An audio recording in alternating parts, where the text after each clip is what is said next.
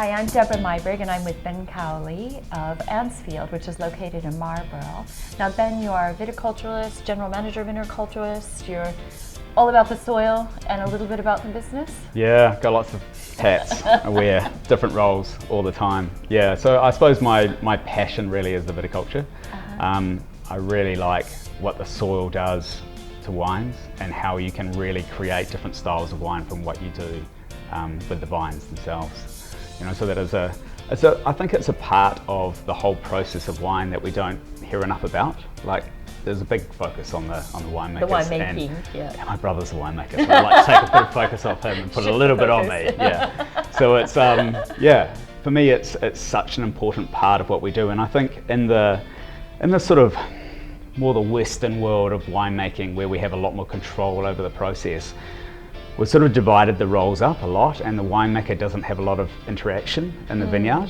Whereas if you look what's going on in Europe and has been for centuries, there's like a very close relationship between the vineyard and the winemaker, and we want to bring a lot more of that back into what we do in New Zealand. So the brothers have to be nice to each other. Yeah, we try.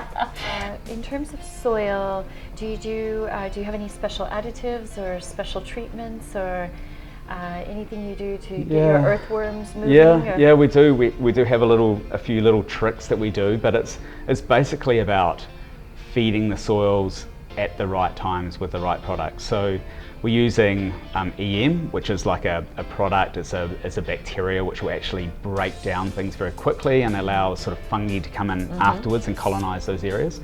So we actually turn over 50% of the vineyard in spring with this EM additive, which you basically just brew up. It's a brew, it's like brewing beer, and then you put it out on the vineyard. So what we actually do is we create our compost like instantly within the vineyard by mulching and spraying this product, which basically breaks down the organic matter like instantly within a couple of days and feeds it back into the soil.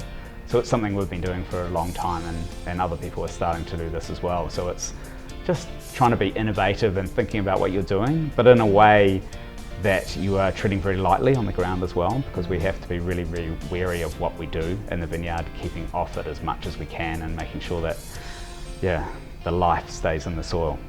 Wonderful. So life in the soil, and what are you growing in the soil? What grape varieties are you featuring? So we specialize in sort of, in my glass here. Yeah, that's a little drop of pinot noir, which is sort of a real passion for us, and a huge focus as well. So at Auntsfield, half of the vineyard is planted in pinot noir, and that's pretty rare in Marlborough, which is typically a lot of Sauvignon Blanc. Yeah.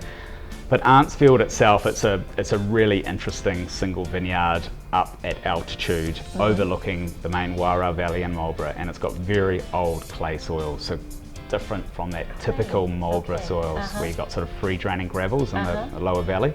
So very, very different, and it's perfectly set up for Pinot Noir. So very early on we were like, this is Pinot Noir territory. So now we've got some of the oldest vines up in these hillsides. Yeah, what do you find is the biggest challenge for you working in the vineyard?